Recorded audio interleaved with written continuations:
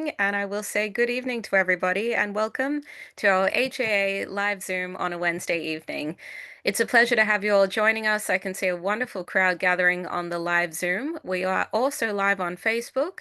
And if you're not able to join us live, I'm sure you're watching the YouTube recording or listening in on J Air.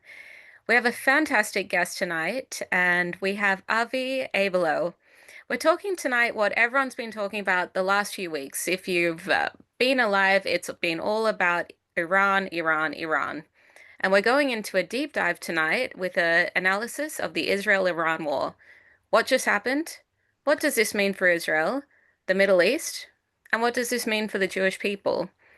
We have a fantastic guest, Avi Abelow, the host of Pulse of Israel show and the CEO of 12 Tribe Films Foundation, who is going to run us through all this and be able to answer all your questions in the Q&A section, which will come after Avi's presentation.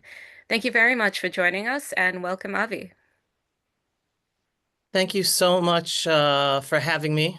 It is my first talk in the country down under, which, based on the experience of what just happened with my good friend Hillel Fold, I do not think I will ever be allowed into Australia either. So I'm glad we have the technology to be able to connect in this way. Let me start with this. I'll try not to speak too much, try to keep things as short as possible to be able to allow as many questions as possible from all of you who are here today to get more into the specifics that you're looking into understanding better. First of all, originally from New York, thankfully I actually made Aliyah to Israel twice. Once my parents when I was 16 years old, and then again after my own army service in the IDF in the infantry brigade in Golani. I never planned on leaving Israel, but I met my wife and she was in the middle of graduate school in New York. So we had a little detour living in New York for a few years. And then we returned ourselves and been living in the beautiful town of Efrat in the Judean hills since 2002. We have 4 children, 4 boys. We married off 3 of them all during this war in a year and a half. The first one was October 15th, a week into the war, which was insane. And just the past 2 months, we married off our number 2 and number 3 boys. One of them is an active service, commando units in the paratroopers in and out of Gaza. And then the other one's in reserves. They've all served Gaza, Lebanon, Syria, and I've been serving on and off in my IDF reserve duty as well. And as introduced, I run a daily video program called The Pulse of Israel. This is part of our nonprofit organization, which is about inspiring Jews with inspiring belief-based, politically incorrect truth that hardly gets shown by mainstream media, even Jewish Israeli mainstream media. So anyone who is not yet a follower or a subscriber, if this is something you're interested in, all you have to do is go to pulseofisrael.com and click to subscribe. Let's go into the Iran war, all right? And anyone who understands, I have a big problem with Trump's calling this war the 12-day war, because this is not a 12-day war.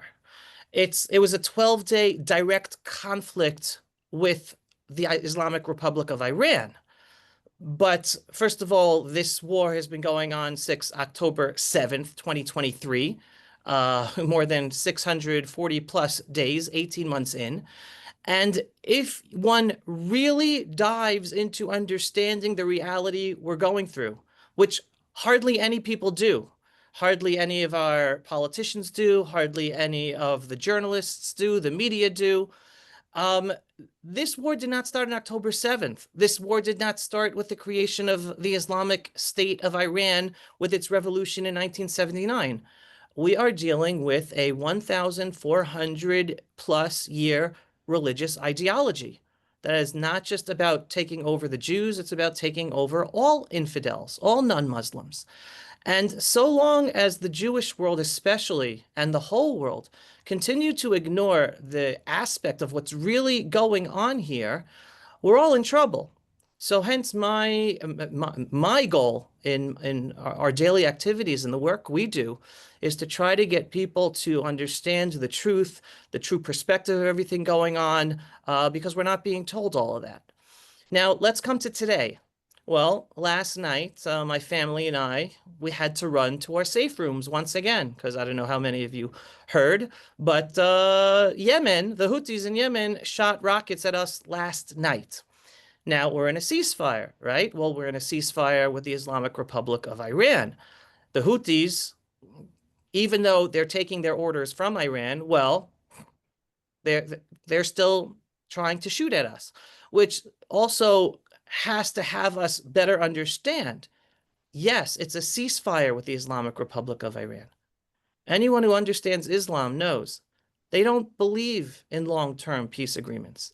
They believe in temporary ceasefire agreements called hudnas, where it's basically following the practice of Muhammad himself 1,400 years ago, where you basically make a truce if you're not able to win until your opponent is weak and you think you can defeat them, and then you go back on the attack to defeat them. So this is a ceasefire. The war with the Islamic Republic of Iran is not over yet. Does that mean Iran's going to shoot missiles at us tomorrow? Could be, maybe not. Does it mean they'll shoot missiles at us in a month, in 2 months, in half a year, in a year, in 10 years? Well, I'll tell you what is clear is that they are going to continue this war against us so long as the Islamic Republic of Iran continues to stand. And as of right now, it continues to stand. They're still in power. They haven't been toppled. So they're going to think about how to continue their war against us. So here, the Jewish state of Israel, we have to be on our toes. And even though, if you ask me, I am not happy that we made that ceasefire after 12 days, I believe there is much, they still have rockets to shoot at us. They still have ballistic missiles. They still are in power. We even immediately after the ceasefire went into effect and they immediately shot us, and we had every right to retaliate, and unfortunately President Trump stopped us from retaliating in force. We were going to have a devastating blow on more of their forces in Tehran, and we were stopped from doing so. Instead, to placate President Trump, because he was good to us in that conflict with Iran, in that direct conflict. So Netanyahu decided we are going to make an attack, but it was very much a very symbolic attack on a defense system outside of Tehran. But we held back from really giving them hell. But the point is, there is much more to do in order to be victorious against the Islamic Republic of Iran. Now, again, I like putting things into perspective. With it all, we still have an unbelievable victory over the Islamic Republic of Iran. It's not over yet, and we can't delude ourselves into thinking that it's over yet. Meaning it's not over against Iran, it's not over against Hezbollah, it's not over against the Houthis, it's not over against Hamas, it's not over against the Palestinian Authority. They're all in cahoots one another. Right? They're all playing their own role. It's not over. But we still have to be thankful. Again, I'm a religious man, and I believe there were an unbelievable amount of miracles that took place in this 12-day direct conflict with Iran. I'll just name a few again, and these are clear for anyone to be able to see and understand, and regardless of one's level of belief or connection to God or belief in God, still one has to walk away totally amazed.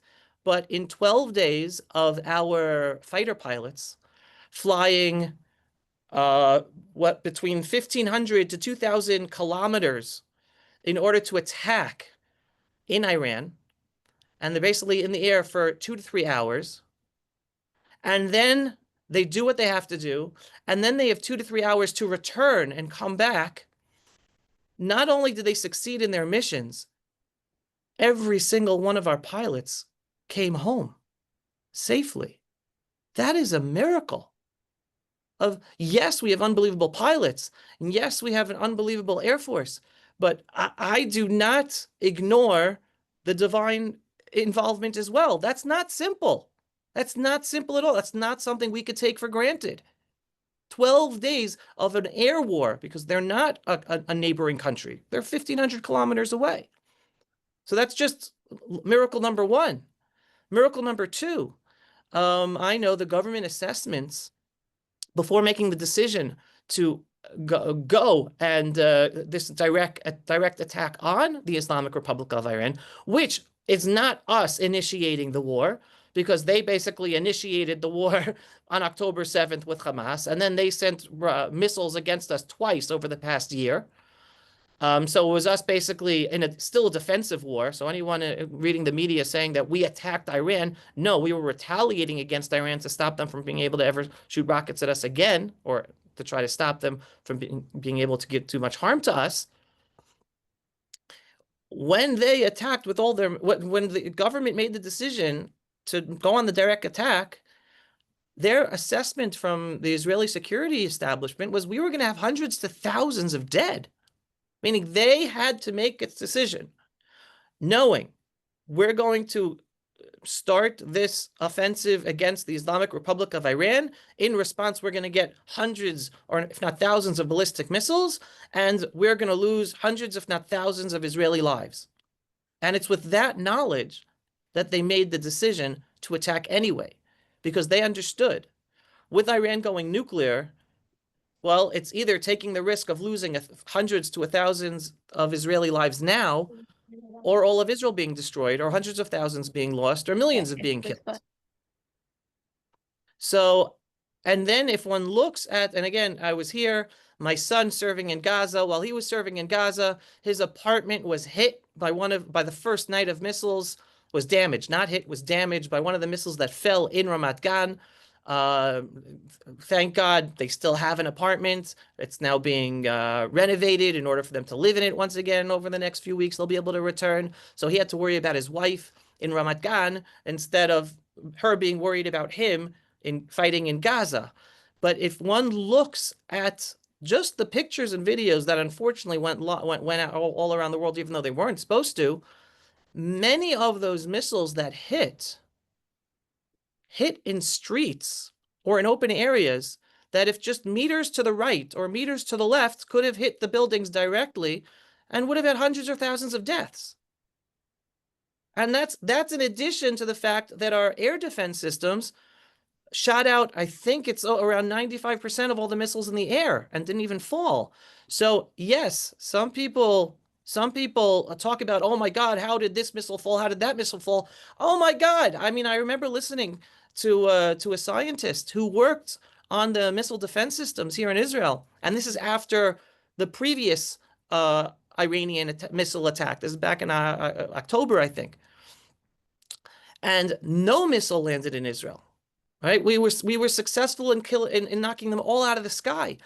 And he who worked on the systems, a scientist worked on these missiles, some of the missile defense systems, says he was floored that one, they all worked, two, they all worked coordinated, and three, that they all stopped 100% of the missiles from landing into Israel. He goes, that's only because of God above. He was a scientist who worked on it, saying it was an impossibility that worked so well that not one missile landed.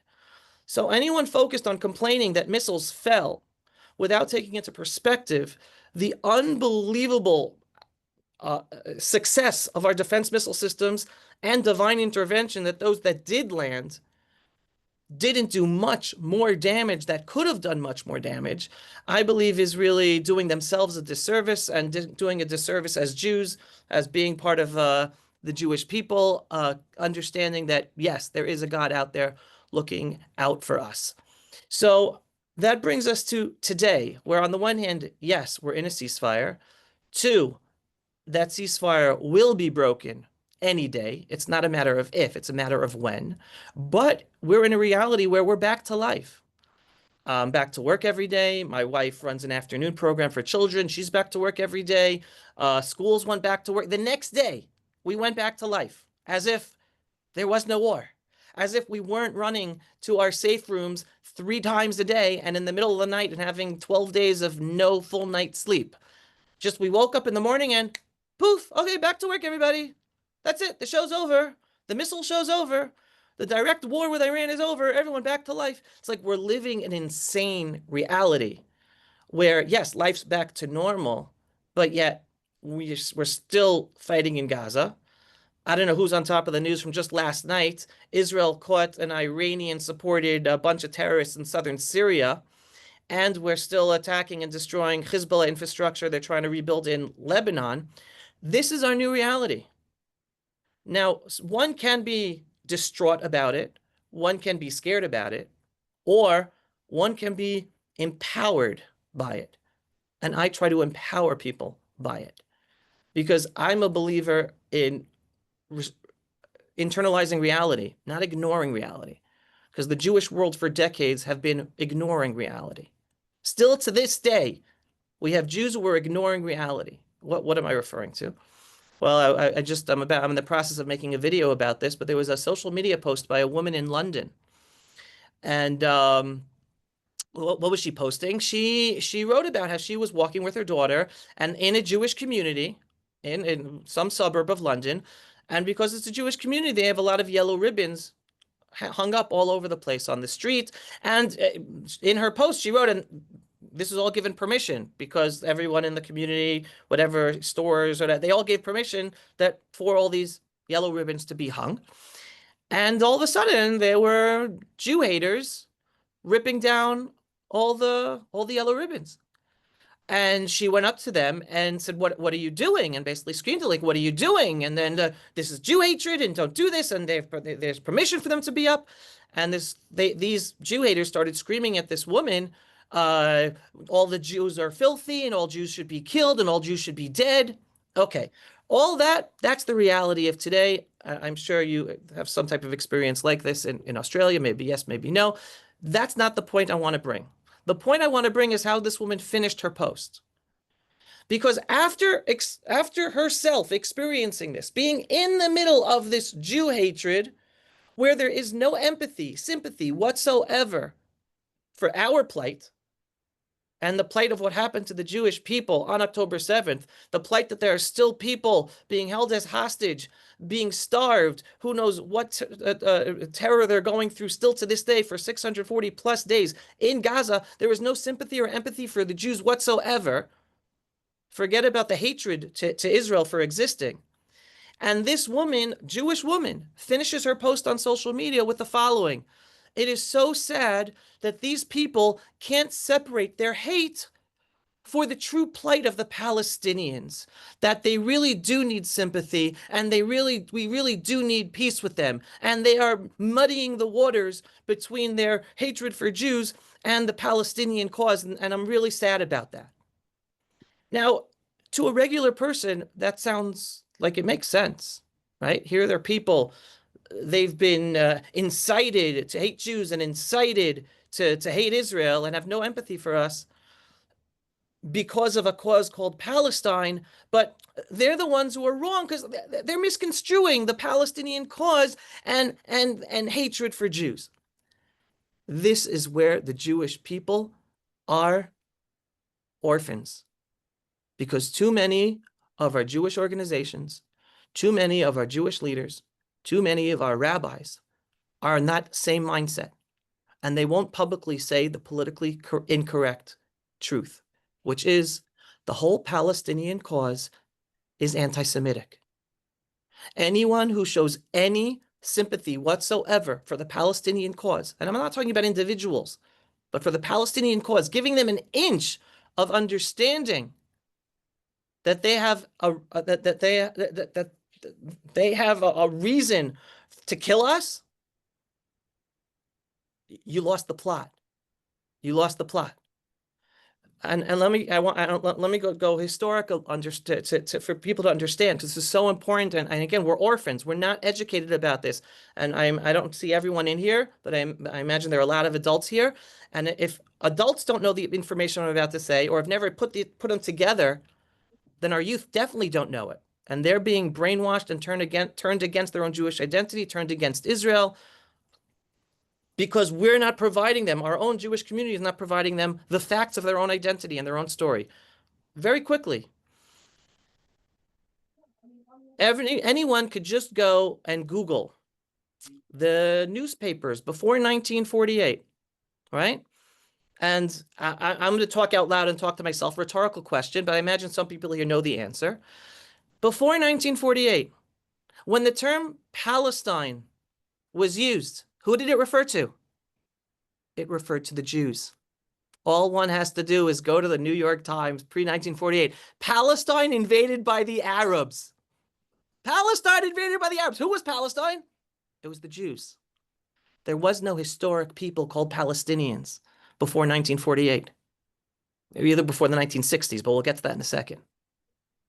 Right? Golda Meir, a very famous video. Anyone could Google, go to YouTube and find it. She holds up her passport. She goes, I was a Palestinian. She holds up her British Mandate of Palestine passport. I was a Palestinian. I mean, Jews were Palestinian. The Palestinian Post, the Palestinian Electric Company, the Palestinian Symphony, the Palestinian soccer team, they were all Jews. This is all before 1948. There was no historic Palestinian people. Didn't exist. Jews got to know this. They want to call, and everyone says, "Oh, but they call themselves that today." Fine, you could call yourself a teddy bear if you want to. That doesn't give you historic rights to the ancestral Jewish homeland. And not enough Jews know enough about this to be able to say that. And they're like, "Oh, right, they do exist, and we have to take their rights." They have no rights in this land. They're not a people. They're not a historic people. And then more information. And again, anyone can just Google, and some of you probably know this. Look up the verbiage, the actual documentation of the United Nations partition plan. There is no mention of a Palestinian people. It's a state for Jews and a state for Arabs. Don't you think if a Palestinian people existed, the United Nations in its official documentation resolution would include and use the verbiage of Palestinians? They didn't exist. They didn't exist. Then we go to 1948 to 1967. Everyone here knows those were the years Judea and Samaria were under the occupation of Jordan and Gaza was under the occupation of Gaza. 19 years. No request whatsoever for the creation of a Palestinian state. No request of rights for a people called Palestinians. Those in Judea and Samaria had Jordanian citizenship. Those in Egypt, I guess, were given Egyptian citizenship. 19 years. Don't you think if they existed, there would have been acceptance that there should be a Palestinian state? And then we go to the true crux of the issue. And that's you go to the beginning of the 1960s. And after successive wars and terror were failing to destroy the Jewish state of Israel, it was the Soviet Union and the KGB that came up with a new strategy to destroy Israel and harm America because they saw Israel was growing closer to America. What was that strategy? Let's create a false identity called the Palestinians. Let's train Arafat. Let's legitimize terror against Jews and the Jewish state of Israel using this fake identity called Palestinians. And you could say, as the Soviet Union is gone, that is their most successful creation that still exists today, that grows stronger day by day. And then people say, wait a second, after October 7th, why did all the hatred for Jews skyrocket? It's like we were the ones massacred. We were the victims, and we don't play the victim card. I like to say, the Jewish people were victors. We move forward. We don't play the victim Olympics. We can harp on the Holocaust all we want. We don't harp on the Holocaust. We use the Holocaust in order to educate. We don't harp on it. We don't say, oh, poor us because the Holocaust, do this for us, do that for us. No, we move forward. We created the Jewish state of Israel. The Arabs today still cry. We took in 800,000 Jewish refugees from the whole Arab Muslim world because they were the ones being persecuted by the Arab countries in the Middle East, and they needed a safe haven. We took in all our refugees. The Arab Muslim world, they didn't do a thing for the Arabs who lost their homes in the 1948 war that they started to destroy us and throw us into the sea. They're the crybabies. So the Palestinian cause is a whole crybaby cause in order to create Jew hatred and legitimize hatred of the Jew. And not enough Jews know this. And this is not something going away tomorrow. This is something that's growing because people have to understand this is not a physical battle we're dealing with. The physical battle is just a manifestation of the spiritual battle. And this is a spiritual battle the Jewish people have been fighting since God chose us as the chosen people. Not because we're better, not in order to be better, but we're chosen for a purpose. That purpose is to be the Jewish people, a people connected to morality, connected to the morality that influenced all of humanity, And we're supposed to be a people living in our ancestral homeland to impact all of humanity. That's why we're the chosen people, not because we're better than anybody else, but because we're chosen for a purpose. And guess what? Other people are jealous of that. People don't like that. Islam doesn't like that. Christianity doesn't like that. And hence, because we are growing, because we were the ones attacked, people think, oh, no, no, no, they only hate us. Why do they hate? Because we started the offensive against Gaza, and then Gazan civilians started getting hurt when we went into Gaza and started the offensive. Everybody, I'm almost positive this took place also in Sydney at the opera thing. I think that was before the Israeli offensive began.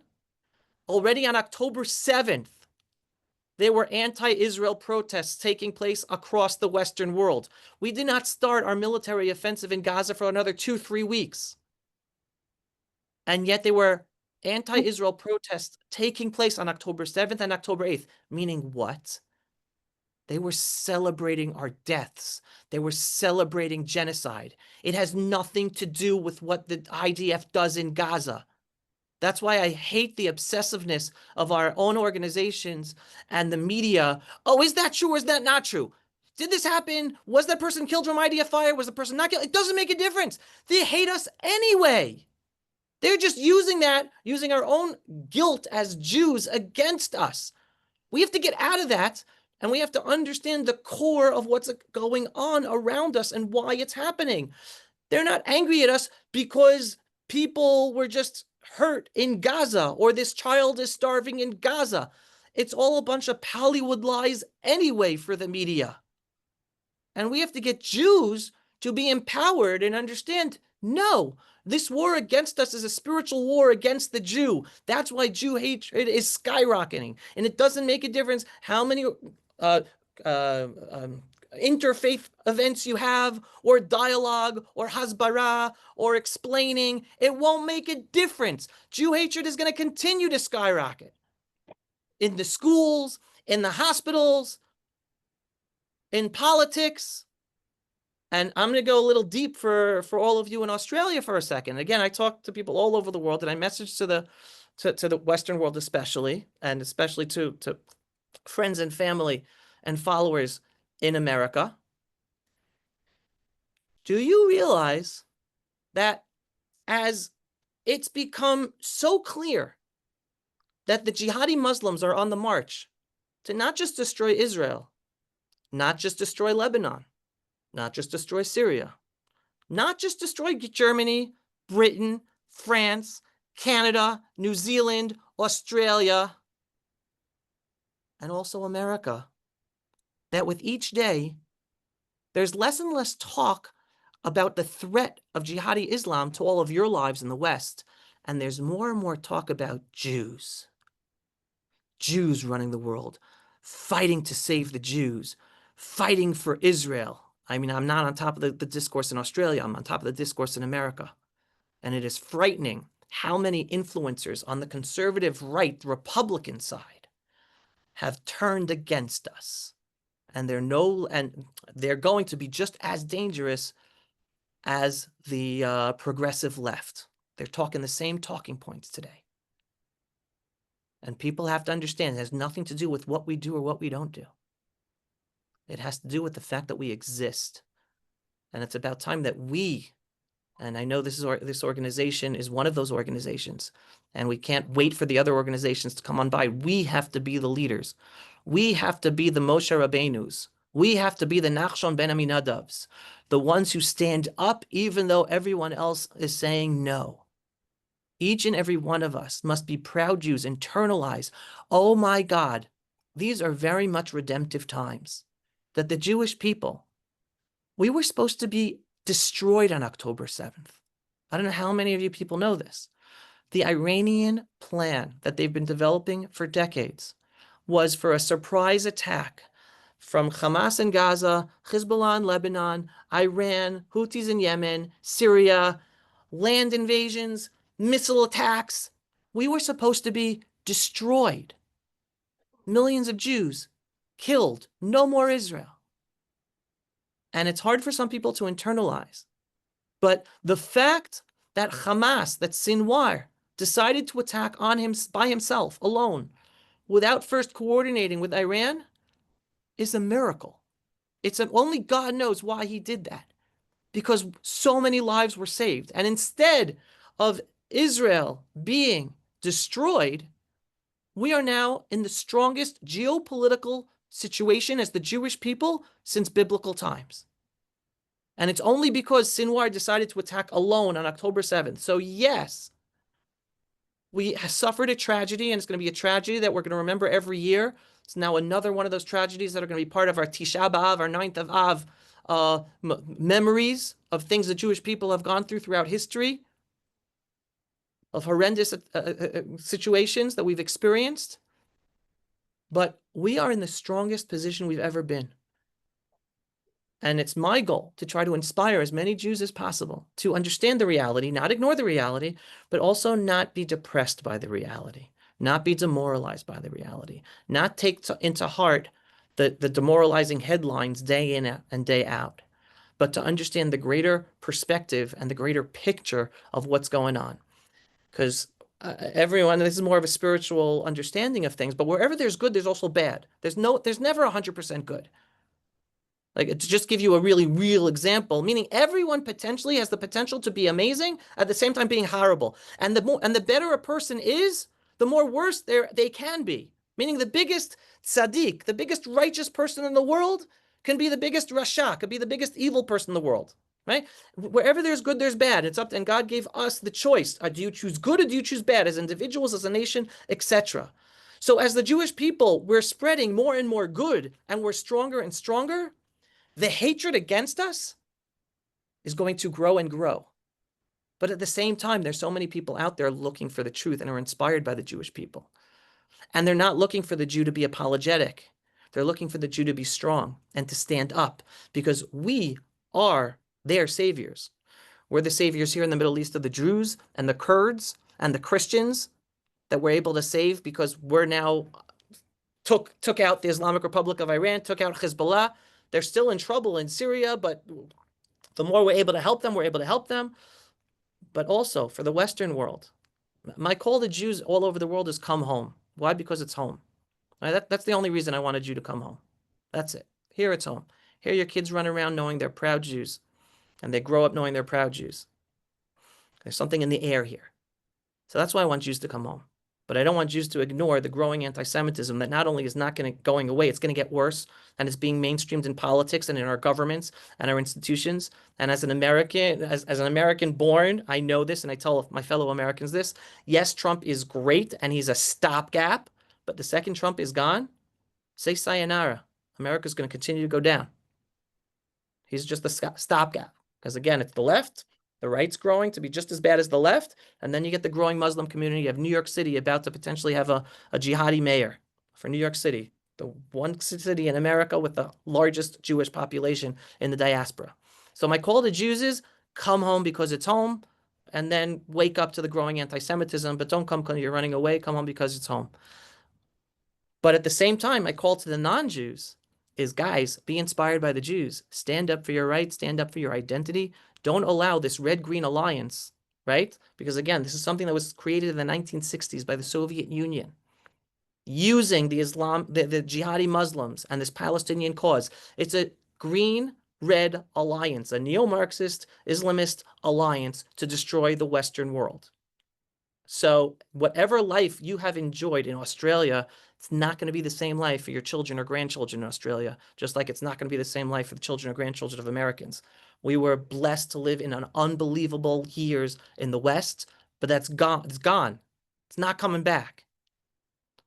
And I want people to be inspired about their Jewish identity and not to be scared about what we're going through in Israel, because even though, yes, we're at war, we're awake to our reality and we're dealing with it.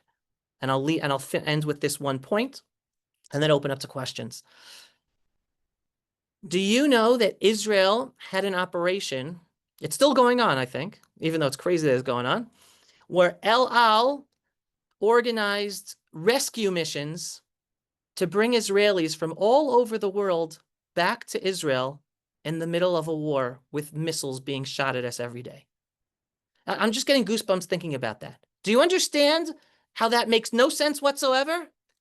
We were at war, missiles being shot at us every day, no one in Israel sleeping a full night of sleep, people being killed by these missiles. Thank God, only 28, not the hundreds or thousands that were expected. And 150,000 Jews were clamoring to be saved and rescued and flown back to Israel. We are a crazy people. We're a blessed people. We defy reality. We defy logic. We defy all rational thinking, which is, to me, the biggest proof that God exists. So for anyone thinking or atheist or not religious, whatever, you want proof that God exists? The Jewish people exist. Proof number one, mic drop. There's no rational understanding or reason that we exist, because every single generation we have enemies who rise up to destroy us. Powerful, strong empires. We've outlived them all. And we're living history right now. Here in Israel, we're living history. What we're experiencing is going to be in the history books of the Jewish people. Just as you learn about the temple periods, just as you learn about the temple destructions and the Roman period, and we learn about the Nazis, we're going to be learning about how the tiny Jewish state of Israel, smaller than the state of New Jersey in America, 75 times smaller than the Islamic Republic of Iran, that invested trillions of dollars over decades to destroy us by creating a ring of fire surrounding us. We've come out to survive and tell the tale and hopefully put an end to their evil. But that story's still being written. So with that, I will end and open up for questions. Thank you very much, Avi. And as you said, AJ are one of the unapologetically proud Jewish organizations. That is something we definitely try and instill in our younger generation, that if you hide your Magen David, if you hide your identity, it only gives the people around you more strength. The best strength is being proud of who you are, and that resonates through everybody. Before we go to our questions, I'll just cut to our CEO, Robert Gregory, to give a quick promotion for next week. Thanks, Neil, and thank you, Avi, for an excellent talk. Very informative. So next week we have Felice Friedson. She's the founder of the media outlet called The Media Line, and she's going to be speaking about balancing the tightrope between reflecting different positions in the media. So it should be a very interesting Zoom. I will also mention that tomorrow we are 4 weeks out from the AJA Israel trip. I know a lot of people here are joining us. It's going to be a lot of focus on Judea Samaria. If you have not booked yet, then you're crazy and you should book immediately. It's going to be a lot of fun. AJA Israel trip. And one last thing, this Sunday there will be rallies in 4 cities in Sydney, Melbourne, Brisbane, and Perth. It's organized by our friends, the Minority Impact Coalition out of Brisbane. AJA is one of the partner organizations along with some other Jewish organizations. And it's going to be Jews, Christians, Hindus, Iranians, all going together to show support for Israel, standing up against terrorism. So if you're not joining those rallies yet, then you really should. And there'll be AJA speakers in a couple of those cities. Thank you. Thank you. And Robert and I cannot wait to go home in a couple of weeks, where we'll be in Israel on the tour. Let's start with Joe. Would you like to unmute, please? First of all, thank you so much, Avi. You couldn't have said anything more than I would always screaming. But my only question now, since you said everything, is when are you going to tour Australia? So I would love to tour Australia. Believe it or not, I'd be able to come and speak as many places as possible. Believe it or not, I'm a person, I live life not believing in having any regrets. Everything is for the best, and you make the best of a situation. We have no control in life. The only thing we control is our attitude and our reaction to situations. That's my life belief, and I pass over to my children. But I do one regret, that the only regret I have in my life, and my wife knows this very well, is that when we were engaged, I was supposed to go on a Counterpoint, I think the program was called, program down to Australia, after I worked with Australian youth here in Israel via the Jewish Agency. And I was supposed to get married a month later in New York, and my wife basically said, Avi, no way you're going to Australia, and you're just hopping in to our wedding like a few weeks before. So that's the only thing I regret. So I have yet to come to Australia in my life. I'm literally skeptical that I would be allowed in, and if I would be allowed in, whether I wouldn't be given trouble, because I'm very, very public, and with pictures and everything about Israel and military service. So I'm actually personally wary about going to Australia or anywhere in the West. I have no problem in America or Eastern Europe. I have no problem. Western Europe and Western countries, believe it or not, except for America, I have a literal fear of potentially getting into trouble. So I would love to come to Australia. What I would love to offer is, like, I'm so very thankful for this opportunity to have this Zoom, and I definitely would love the opportunity to assist with any other groups or organizations, especially youth or young leaders, to be able to have Zooms for them. So if any of you have any ideas of groups that would benefit by connecting and hearing or working together, and definitely if people come to Israel or come on trips, let me know. It would be a pleasure to be able to work and speak and come up with programs and assist them in dealing with everything they're dealing with. Thank you, Avi. Well, we'll be seeing you in Israel, and as Alan said here in the chat, you might just have to wait till the government changes. Yeah. So hold that thought, everybody. Hugh, please unmute. Hi, Avi. We met in Israel, in Jerusalem, actually, a few years ago at a Christian Media Summit. And I'll never forget the meeting that we had. I just want to encourage everyone who's on this Zoom call to look at the Pulse of Israel videos that you do almost every day, and also Israel Video Network, because it's one of the few reliable information sources that you can get out of Israel. There are not many, but that's certainly one of them. Avi, I've got a question.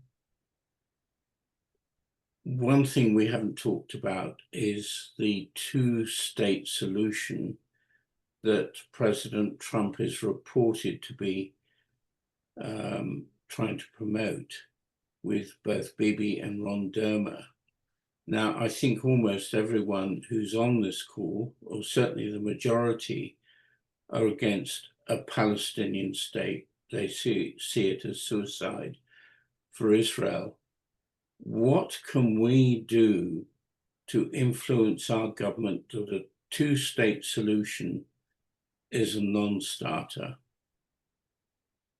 Okay. Well, Hugh, it was wonderful seeing you. And yes, I remember meeting you back at that summit years ago. Wonderful seeing you again. And thank you so much for the push. Anyone is more than welcome to sign up on pulseofisrael.com or at israelandwired.com, and then contact me with questions at any time or comments anytime directly. So yeah, first of all, obviously I call it the two-state delusion. No, it's not solving anything. It's misdiagnosing a problem, so it's not a solution. It's a delusion. Yeah. It will never happen.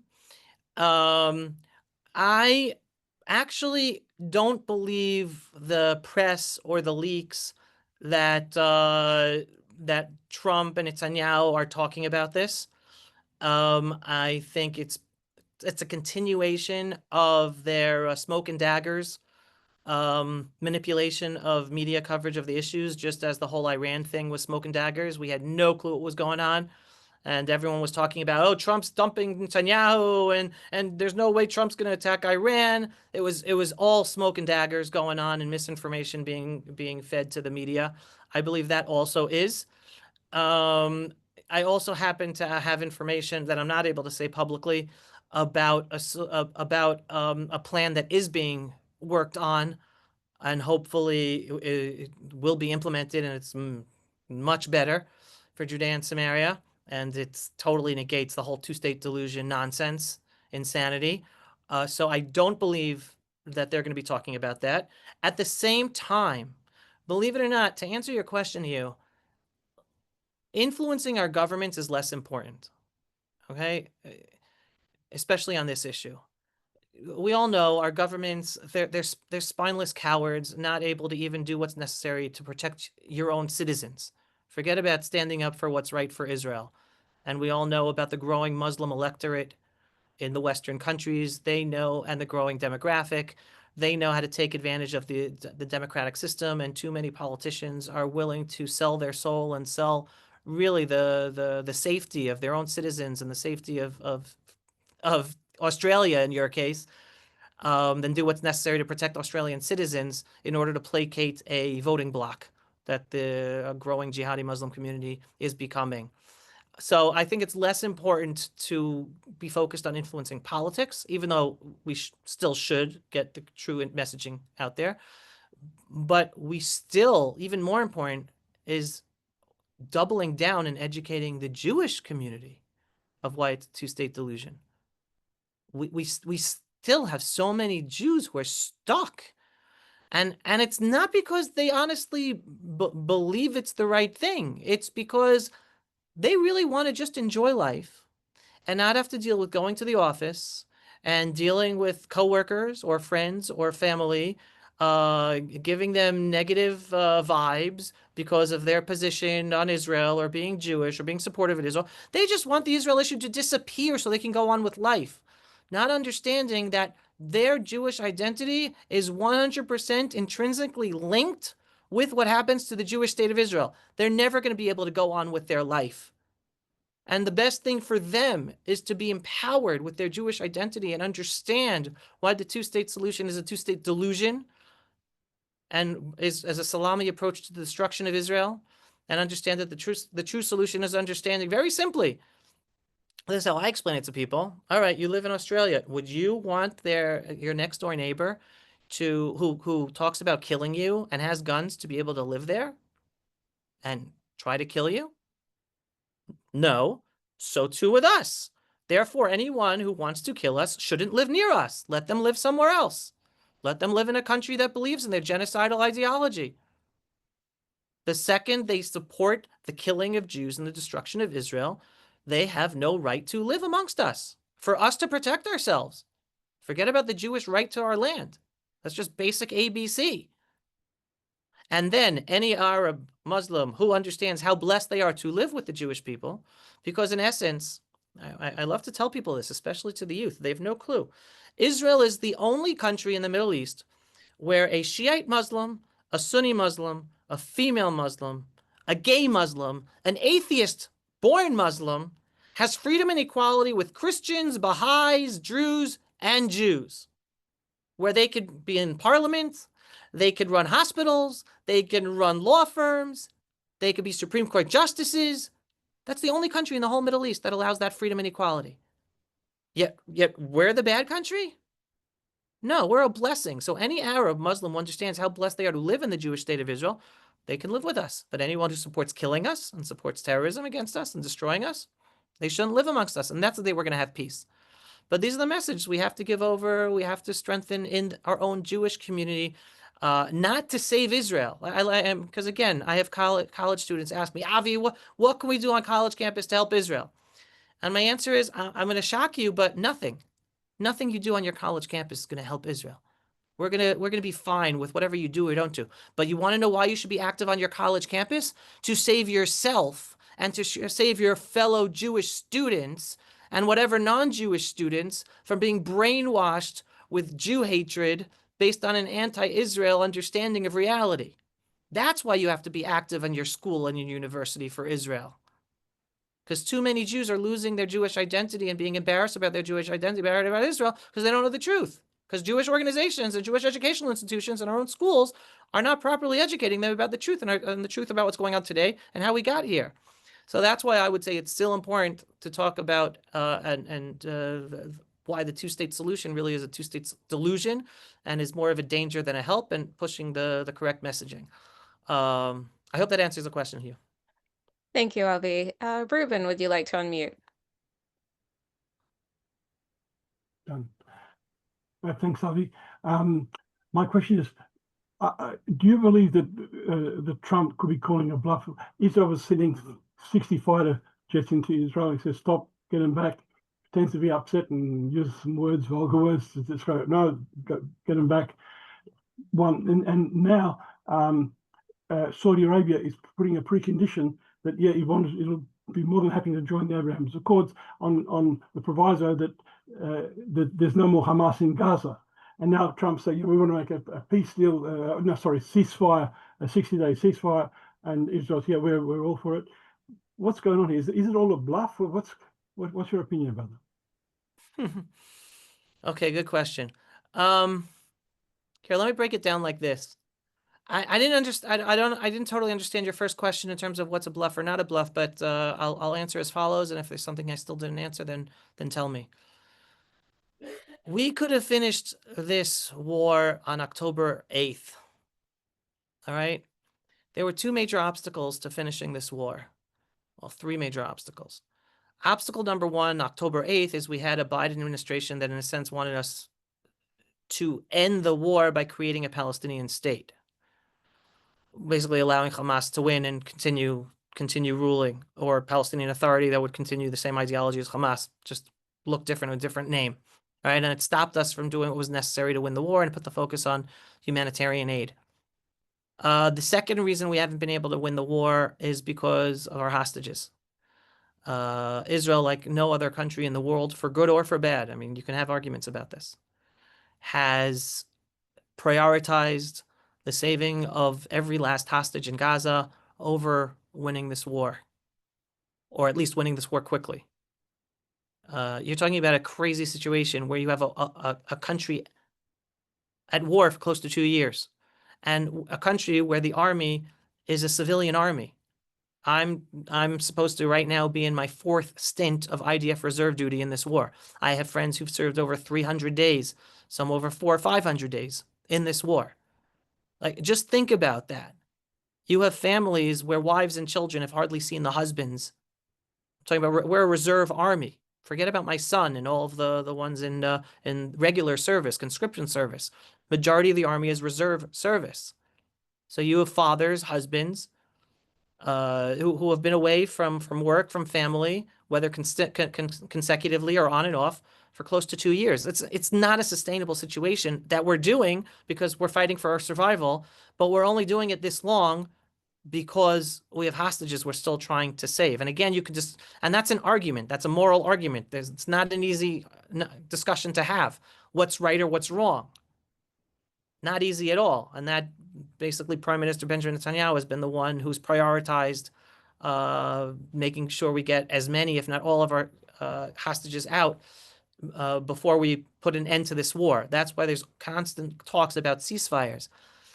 The Israeli people on a whole, we want this war to end where, one, no Israeli believes in a Palestinian state.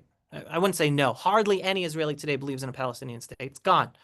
Majority of the Jewish population in Israel understand there can never be Arab self-rule, not just in Gaza, but also in Judea and Samaria. Gone. They shot themselves in the foot by massacring and brutally raping our women and everyone on October 7th. There never will be a two-state solution. Then there's international politics. So first of all, I just want to take a step back for a second, because something you mentioned just now, Ruben, is it's a huge, huge change. Huge. Up until now, the narrative was Saudi Arabia would never consider joining the Abraham Accords unless what? Unless there was the creation of a Palestinian state. Now what's being publicized? No. Their condition is that Hamas not be around anymore. Now, that doesn't necessarily negate the creation of a Palestinian state under the Palestinian Authority, but it's not being talked about prominently. And it could be, and again, and this actually, the language is important. No one is talking about a deal with the creation of a Palestinian state. The exact verbiage being used or being leaked is the opportunity or the chances for the creation of a Palestinian state, meaning Saudi Arabia doesn't give a hoot about a Palestinian state. And believe it or not, this whole Palestinian issue is a thorn in its side. It wants it to disappear more than we want it. No, I wouldn't say more, but it also wants it to disappear.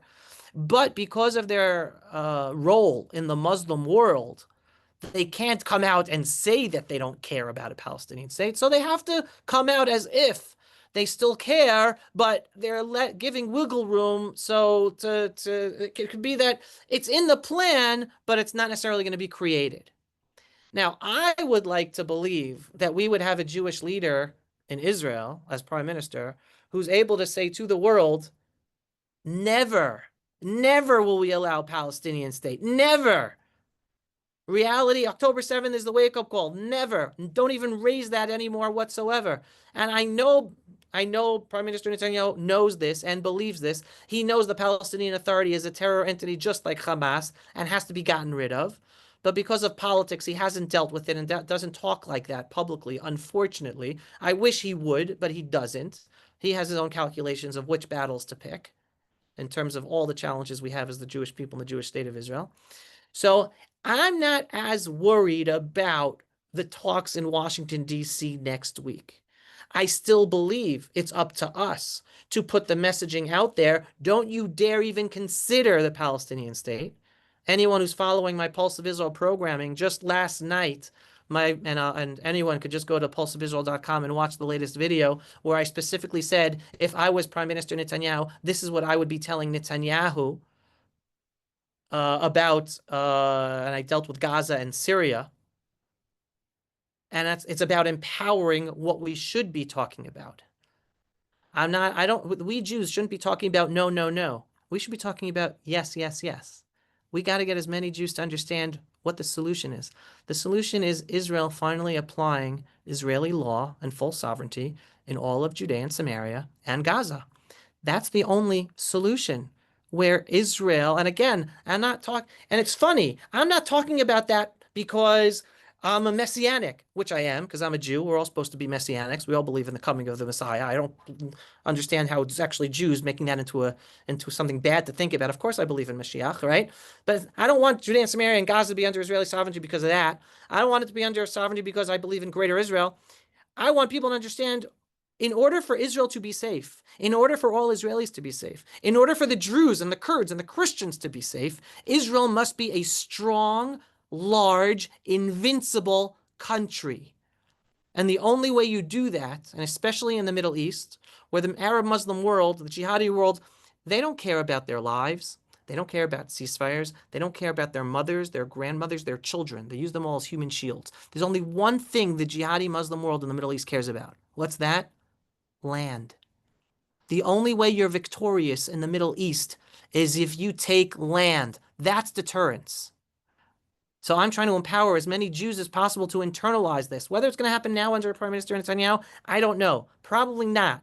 Okay, because he's a leader leading us until we have better leadership, and he's the best we got right now.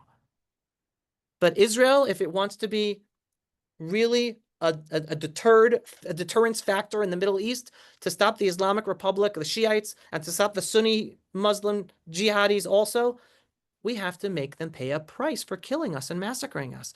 And that's by taking our land and telling the world we're never leaving. It's ours. Not only because it's ours historically, but because they're using it to kill us, and this is the way to deter them and for them to pay the price for raising their pinky to kill us. So we have to empower as many Jews as possible to understand the true way forward is Israeli sovereignty in Judea and Samaria and Gaza as the true deterrence to end with victory. That's the only victory. We're only half victorious in our war until we accomplish that. So that's why I'm out there to empowering the Jews to internalize that. And it's the reality that's pushing us Jews to understand this, because before October 7th, Jews didn't want to talk about sovereignty. No, the world won't like us, they'll hate us, and the Palestinians have to have a state, and they have to vote. No, no, no, no, no. The Israeli people now understand reality.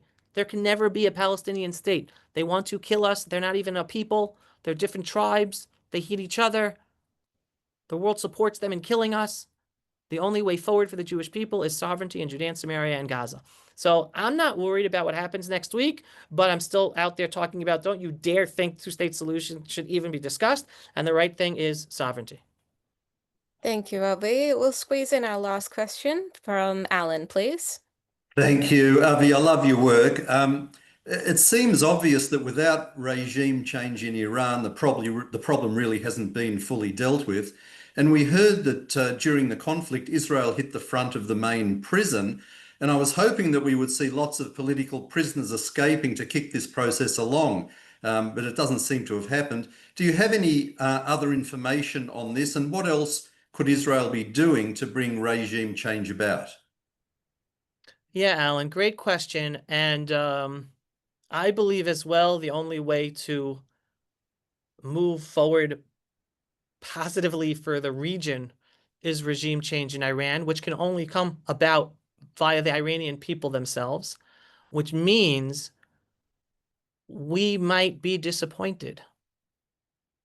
Meaning, the Western world and America and the CIA and Israel, we're not going to be involved in active regime change. There's not going to be any CIA color revolution in Iran right now. America's not there. America first, Trump administration, not there, not going to happen. Whether we want it or don't want it, whether it's good or bad, doesn't make a difference. It's not happening. The only thing that will bring about regime change in Iran is if Iranians themselves make it happen. On the positive, every day there are news reports about things blowing up in Iran. Just last night. Now, whether they're being done by Israel, by Mossad forces, by internal Iranian opposition forces, don't know. But things are happening in Iran, even though we're not officially at war, that we're in this ceasefire period. And if you'd ask me, I'd imagine Israel is still involved. Mossad is still involved in assisting Iranian opposition forces, just like we tried to do by bombing the entrance to that prison of political prisoners. However, I think we have to be realistic because the Iranian people might not try or succeed in regime change. I think the more realistic situation for Iran, and I had an emergency Zoom as well, Pulse of Israel Zoom, in the middle of the war, and I hosted Dr. Mordechai Kedar, which I'm sure most of you, if not all of you, knew. And Dr. Kedar said as follows. He believed, again, this was in the middle of the war. He was saying he believes that what will end up happening is that a number of the minority persecuted populations in Iran will secede and break off. The Azaris, the Kurds, I don't know what, the Kurds, I mean, there are plenty, there are a lot of different persecuted minorities in Iran. So that could, in essence, bring about a minimizing of the state of Iran, just like what happened to Russia, Yugoslavia, Czechoslovakia, that he foresees that happening to Iran. When that will happen, no clue. If that would take down the Islamic Republic, no clue, but probably not. Because again, the Shiite population of Iran is huge. And this Islamic regime, I think, has like 40% support within the Shiite community of Iran. So we could talk about regime change all we want, but if the Iranian people are not able to or don't want to, or the Islamic regime is strong enough to remain in power, we're just going to have to deal with the fact that there's going to be an Islamic regime of Iran. And I also in my messaging was pushing for regime change and toppling it. And it could be we could have toppled it, or maybe we will topple it. But again, I'm a believer in reality. And I think it is quite naive of many of us, and I'm talking about myself as well, to be discussing about regime change against a jihadi Muslim regime in the Middle East when we're seeing the rise of jihadi Muslim regimes in Germany and France and Britain and New Zealand and Australia and Canada and America. They're not yet running our governments, but they're on the way. So to think that we're able to stop the jihadis in Iran when the Western world is not able to stop this snowball effect taking place in our own countries, I think that's a little naive of us. And we have to take into consideration the reality that we're now living in a world where, forget about Iran, we can no longer ignore the growing threat of jihadi Islam to all of our lives in our own countries. and not try to throw it off to the Middle East and Iran. Believe it or not, it's Middle Eastern countries like Saudi Arabia that's succeeding in stomping out the jihadi culture within their midst better than our Western countries. So we have a challenging future. I believe the Jewish state of Israel is better placed than every single other country in the Western world to deal with this threat properly, because we're now awake to it. And as a kid, I grew up in America. Every once in a while, watching a cartoon show was called G.I. Joe. And at the end of the cartoon, it was always, knowing is half the battle. Right? So here in Israel, we know, most of Israelis know what we're up against. We have an army prepared and actually doing what's necessary, even though it's not 100%. Western countries don't know it. And yes, and someone just wrote about Eastern European countries. Eastern European countries do know about the threat also. That's why they did not allow mass migration from the Middle East. And that's why they're going to have to defend themselves from Western European countries that are going to be a threat to them because of the growing jihadi Muslims in those countries. So we have a challenging future ahead of us as humanity, but I do believe we, the Jewish people and the Jewish state of Israel, we are the saving grace, so to say, for humanity. We're the front line of the whole freedom-loving world. We're going to come out of this tsunami bigger, stronger, and basically the life vest for all of humanity.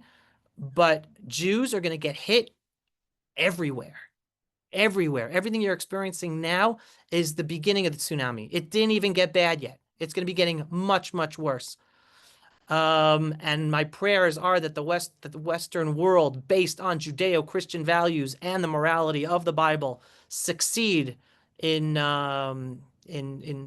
saving their countries from the cultural revolution of the red left neo-Marxist Islamist alliance. But I highly advise Jews to get out of there as soon as possible. But again, I want them coming home to Israel because Israel is home, not to run away. But we're going to have a bright future here, as the Western countries are going to be continuing to go down, unfortunately. But again, I want to add it off on a positive. And the positive is these are redemptive times. We're living miracles. We're living history. I tell my children, whether my generation gets to witness the rebuilding of the third temple, I don't know, but I definitely think my children are going to be witnessing the rebuilding of the third temple. Again, I'm a believer in that reality and everything we're experiencing is very spiritual as well. So we shouldn't be afraid of talking about spirituality and our Jewish identity and our connection to our spiritual side and the spiritual messages of the Torah, and rather strengthen ourselves. Definitely in Israel, you see that. And I'll end with this inspiring story. Last Sukkot, I was invited to a special event in Jerusalem. There was an organization called Kesher Yehudi. It's an organization run by ultra-Orthodox Jews. It's existed for decades, and it was all about trying to build bridges and break the divide between ultra-Orthodox and secular. So they always have events, but it wasn't about religion. It wasn't about teaching religion to secular Israelis. It was just having events together so they can meet each other and see they're all normal people, just with different lifestyles.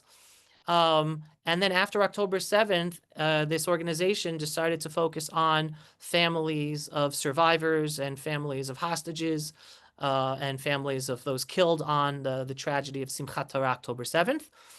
And they had a number of these events through the year.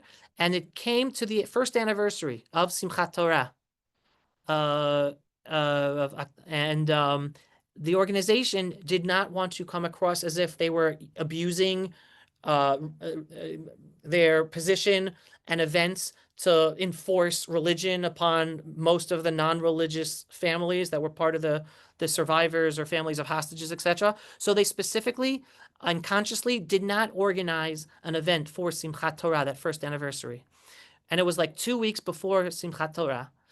And survivors contacted the organization saying, where's the event? It's our anniversary. It's the anniversary event. We need something. We need it. Please organize something. So in like 2 weeks' notice, they put together a whole Simchat Torah celebration where like all these different ultra-Orthodox families and then hundreds of families of survivors and hostages and those who lost their loved ones on October 7th. And I was invited to the night time singing and dancing, meaning Israel, we have one day of the holiday, and outside of Israel, it's 2 days. So the one day of the holiday finished. Sukkot was basically finished for me. But then in Israel, we have a second night of singing and dancing with the Torah, right? It's called Hakafot Shniyot. So I was invited to that Hakafot Shniyot. And I went there, and it was jaw-dropping. You saw ultra-Orthodox, religious, secular, survivors, family of hostages singing and dancing together with Torah scrolls. And you saw like hostage families holding like the pictures of their loved ones who either killed or as hostages in Gaza. That is the spirit of the Jewish people today. We are more unified, I believe, than any time in our Jewish history as a Jewish people here in the Jewish land of Israel. And I highly advise people, do not believe the demoralizing headlines you read in the daily news, even Jewish news and Jewish publications. There's always going to be a tiny, tiny minority filled with hatred and trying to divide us and using real issues and making them divisive and societally divisive. But on the ground, we have never been more united than ever before, and hold on to those thoughts and to that optimism. The Jewish people here in Israel, we're even with the tragedy, and we're still in the tragedy. We still have 50 hostages in Gaza we have to save, and hopefully we'll save all of them. We've never been more invigorated with a unity of purpose and united in moving together. Religious, not religious, ultra-Orthodox, hold on to that. If you haven't been to Israel yet on a trip, come. It is worth every penny to be here and experience the air of what we're experiencing here in Israel today. And that's also with the sadness, but with the unbelievable excitement and resilience of the Jewish people, even with what we're still experiencing and what we had experienced. So Am Yisrael Chai. And again, last plug, anyone who's not yet a subscriber, just go to pulseofisrael.com. And we have a conference on July 29th. It's going to be live streamed.